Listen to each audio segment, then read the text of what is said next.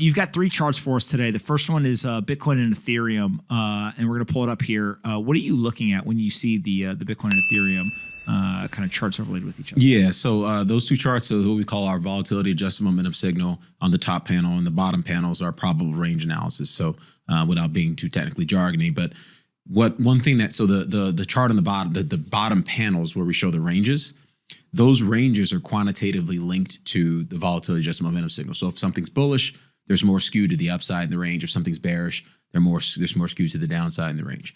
When an asset tends to sort of hug the lower boundary or the upper boundary of its probable range, it's usually a leading indicator 9 times out of 10 that, hey, look, I want to transition to a more bullish or bearish state. And so right now, Bitcoin and Ethereum have been bearish for a while, as you might imagine. It's denoted by the red shading at the upper panel. But they've been hugging their probable ranges pretty consistently for the last week or so. And that typically is like, hey, look, I'm sick of being bearish. I want to break out. And when it breaks out, the range shifts and changes. And so I'm watching that like a hawk. Because, that kind of leads me to the second chart, which is where I show net liquidity. So the net liquidity is the Fed's balance sheet minus the Treasury general account balance. That's sort of a more accurate depiction of how much liquidity is being pumped into or removed from asset markets at any given time by the monetary and fiscal authorities. And what you see is that, you pull that chart back as far as it goes, it's a, 0.9 something correlation to the S&P. Well, every once in a while it deviates. Either, S&P goes meaningfully higher than it or meaningfully lower than it. The last time we had a meaningfully lower deviation was in September of 2021. And, we had that massive melt up in October of 2021, which, by the way, we nailed.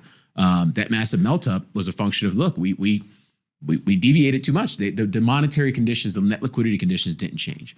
Well, they haven't changed much since early 2022, but we've had this massive deviation in S&P terms and risk asset terms away from the net liquidity line. And so the key takeaway was that, okay, now we're on the other side of OPEX. Now we got more color and clarity on the Fed's tightening path. We're still waiting to get more info on quantitative tightening. We're probably going to get that in the Fed's early May meeting. But for now, it seems like the coast is somewhat clear unless we get a meaningfully adverse shock from a geopolitical risk perspective. Now, again, I'll say this every week, so I'm blue in the face. I have no idea what we're going to get from a geopolitical risk perspective. No one does. I'm not even sure Putin does. It's a rapid fire game of chess right now. So in the context of not knowing what's going to happen there, we're saying, hey, look, the market could gravitate back towards that blue line, the red line in that chart. The market can gravitate back towards that blue line, and you kind of look at it on a, just on like a correlation basis. It's somewhere around like 4,700 on the S&P in terms of where you could get up to before anything else changes. And that to me is that's a if that happened, again, there's a kind of a 1 or 2 month window here where that could happen before growth starts to pick up to the downside. And if that does happen, obviously you're probably going to see Bitcoin and Ethereum do some positive things. When you start to look at inflation as a driver, I know you've got the Europe inflation charts here, but we're obviously seeing this all across the world. Mm-hmm. Is that a huge tailwind or driver of this, or do you think that that's more of a narrative on Twitter or in the media, but these assets aren't really trading in any correlation or impact by inflation? No. So one thing that's happened with crypto, and this is something I said back in October 2020.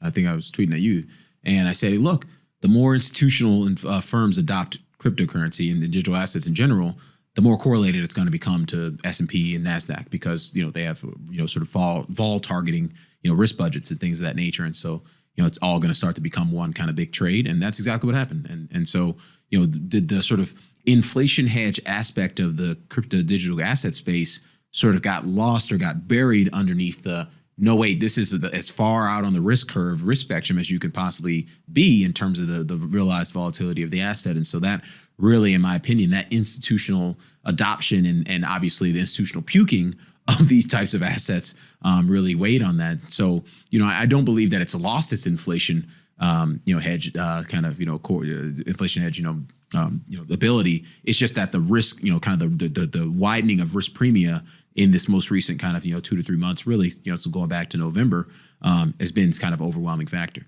But it just, in terms of explaining that chart, so that I sent that chart because the topic du jour this week for sure is kind of this meltdown in the bond market. I want to say it's like the worst first quarter on record in the bond market. I mean, as far back as we got the data, which is, to like 1970 something.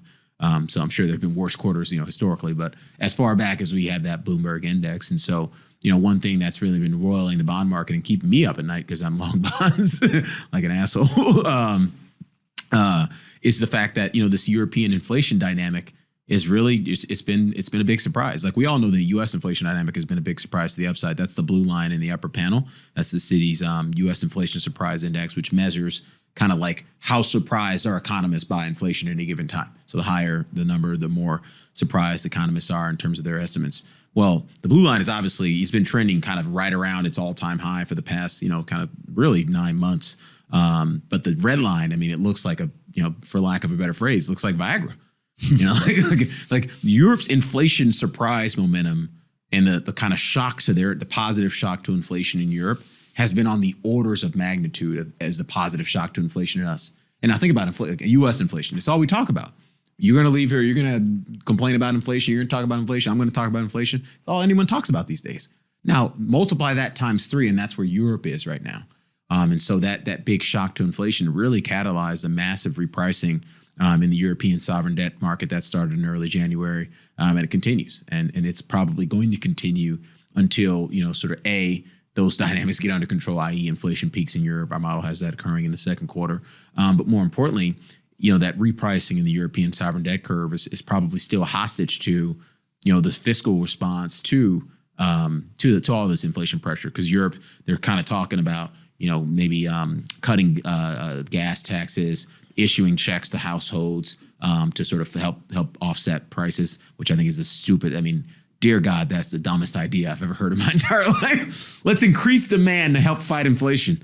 But they'll try. These people, we've seen enough from these ridiculous economists, over time. So they have no choice. Hey, you, did you like this video? Great. We make 5 of them a day and post them here on this channel. Make sure you're subscribed, like the video, and see you next time.